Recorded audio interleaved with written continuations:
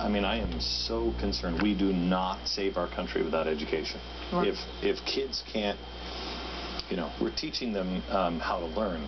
We should be teaching them how to think, and we're not doing that now, and this just gets worse. And if we lose education and we lose the states at the same time, you're done.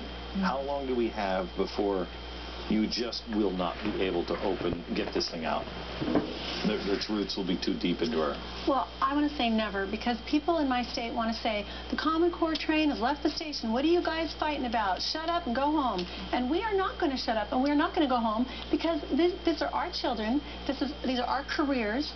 This is America. I have to tell you, though, if this is happening in Utah, where, I mean, you've got a very wide-awake crowd in Utah, just like in Texas. Not really. And it's, well, the pushback started. Compared to, well, I lived in New York City. Well, okay, right. So you have some pretty wide-awake people, just as in Texas. And if it's in Utah and it's in Texas, it is deep in Wisconsin. Right, and in Georgia. Yeah. I mean, we're in the South. We have a Republican governor. We have a Republican Senate. We have a Republican House.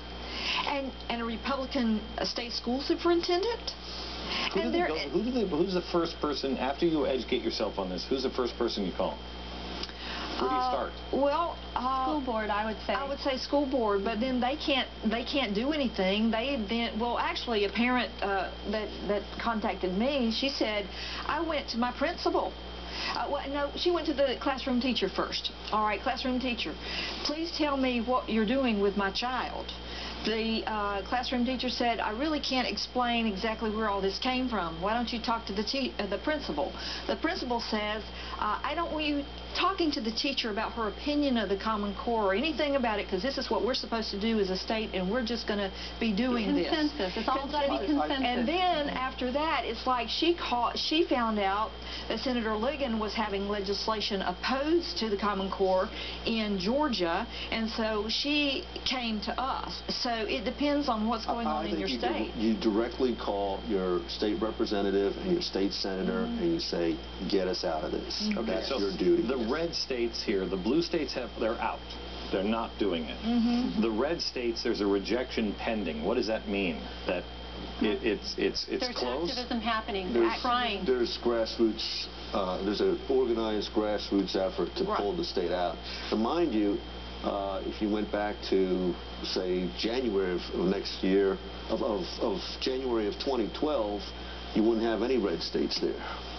So that has all happened. Most of that has happened in the last 6 months. So are these states close to, they just need a little more steam, or that just means there's two moms that have phoned in and said, hey, we're on this? No, not two moms or three moms started it, but no, these are full-blown grassroots movements in places like Indiana, Michigan, Missouri, Georgia, Alabama. There are websites in a number of states, like Utahns Against Common Core. There are other websites Californians that are out United there. Against Common Core. That one's not on the map, but there is a group, and that one actually includes someone you had on the show, Rosa Quarry, a Democrat. So we've got Democrats and Republicans who are fighting Common Core, because who wants their freedom taken away? Does this tie into Agenda 21? Yes, of course it does.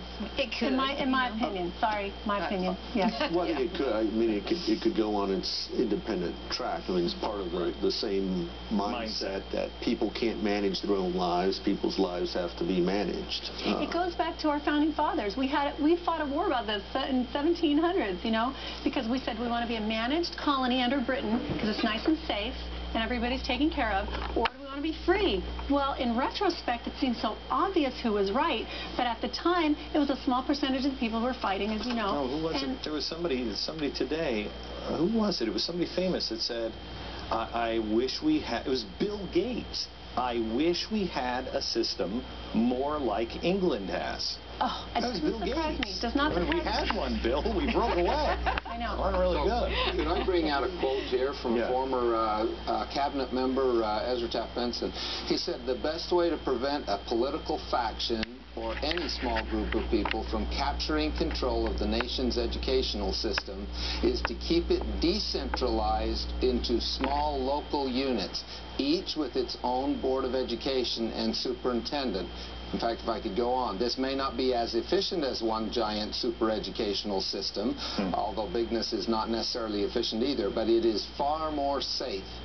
We need to push that back to the people, and what will happen if we push curriculum issues? They shouldn't be made by so-called experts in D.C. What makes us think that this handful of experts is any better than any other bunch of experts? And if we are down at the local level, what happens, and I know because I was involved in some of this back when the first standards were made, if those standards are made by a local district, then the teachers are involved, the parents are involved, they have a buy-in on it, and they will make it happen. And when it's honestly, most people, we're fighting for our lives.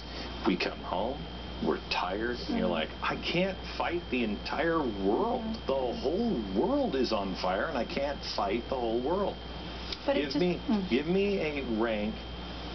Try to be as honest as you can. A rank of all the things that we have to fight. Where does this rank in priority? I'd say this. It keeps You got to fight for your children. This is number one. This is basic. If we can't, if we lose our constitutional structure over this, if we can no longer raise our children. Both of you are convinced that we lose our constitution. All four of you? Yeah, we lose our constitutional structure. This is a model for circumventing our system of governance. Absolutely. So it takes away the people's voice. It's education without representation. Do you guys think that's a bigger thing than the curriculum? I mean, do you think... Oh, much more. The curriculum is a minor part of it. The curriculum is a bucket of junk, but even if it were the best standards possible, this still would need to be defeated. That's exactly right.